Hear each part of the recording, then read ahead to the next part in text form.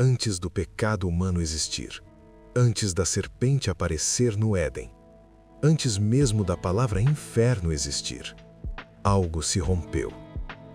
A Bíblia não apresenta o mal como algo eterno. Ela o apresenta como uma ruptura, um evento, algo que quebrou uma ordem que até então era perfeita. E essa ruptura não começa na terra, ela começa no céu. O texto bíblico não conta essa história de forma direta. Ele a espalha em fragmentos, profecias, visões, símbolos, como se revelasse essa verdade apenas a quem decide juntar as peças. Quando fazemos isso, o que surge não é um mito religioso, é a descrição de uma rebelião cósmica. Isaías nos leva ainda mais fundo. Ele não descreve ações externas, ele descreve pensamentos. O texto diz: Tu dizias no teu coração, eu subirei ao céu, acima das estrelas de Deus, exaltarei o meu trono, serei semelhante ao Altíssimo. Essas palavras estão em Isaías capítulo 14. Aqui está o núcleo da queda. Lúcifer não quis destruir Deus, não quis negar sua existência. Ele quis ocupar o lugar que não lhe pertencia. Esse não é um pecado de violência, é um pecado de identidade.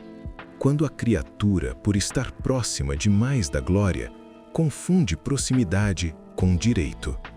O primeiro pecado da história não foi odiar Deus, foi tentar substituí-lo. O Apocalipse descreve essa ambição.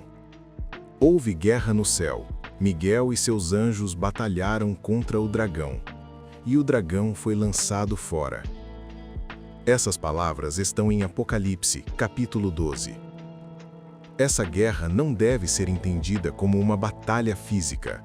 Ela é simbólica. Trata-se de uma ruptura de autoridade.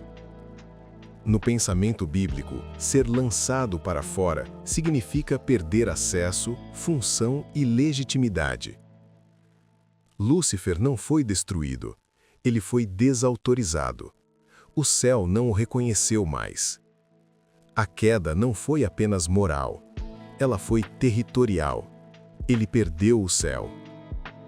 Desde cedo, a humanidade tentou localizar essa queda. Algumas tradições antigas associaram crateras gigantescas a algo que teria caído do céu. Não existe comprovação científica disso, mas a narrativa persiste. Outras tradições, mais simbólicas, apontam para a África como o local da queda. Curiosamente, essa ideia aparece até na cultura popular moderna. O filme O Exorcista começa exatamente ali. Historicamente, a África foi vista pelo imaginário antigo como território de extremos, origem da humanidade, mas também lugar do desconhecido. Nada disso prova onde Lúcifer caiu, mas revela algo importante. O ser humano sempre tentou materializar uma queda que é, por natureza, espiritual. Aqui surge uma pergunta inevitável. Se Lúcifer caiu, por que ele não foi preso como outros anjos? A carta de Judas responde: aos anjos que não guardaram a sua própria morada, ele tem guardado em cadeias eternas para o juízo do grande dia. Essas palavras estão em Judas, versículo 6. Esses anjos cometeram um pecado diferente. Eles violaram a criação. Misturaram ordens que não deveriam se misturar. Lúcifer não fez isso. Ele não atravessou planos, ele tentou subir na hierarquia celestial. Seu pecado foi de autoridade, não de corrupção física. Por isso, sua punição não foi imediata. Ele foi expulso, mas seu julgamento final foi adiado. Não porque venceu, mas porque o julgamento ainda não se completou. O Apocalipse deixa claro que esse tempo tem fim.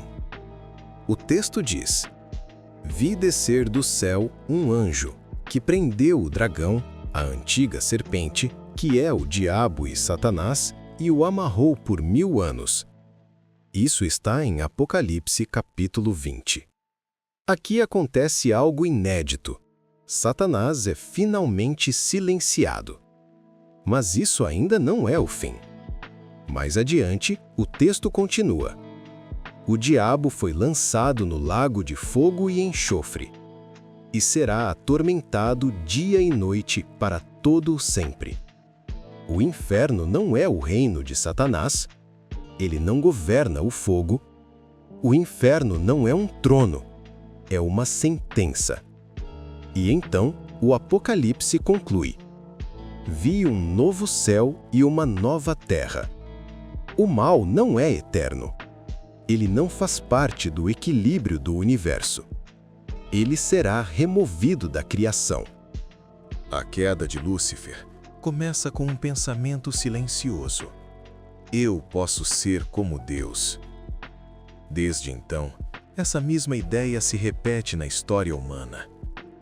Talvez a pergunta final não seja o que aconteceu com Lúcifer, mas quantas vezes a humanidade repetiu a mesma queda, acreditando que estava conquistando liberdade.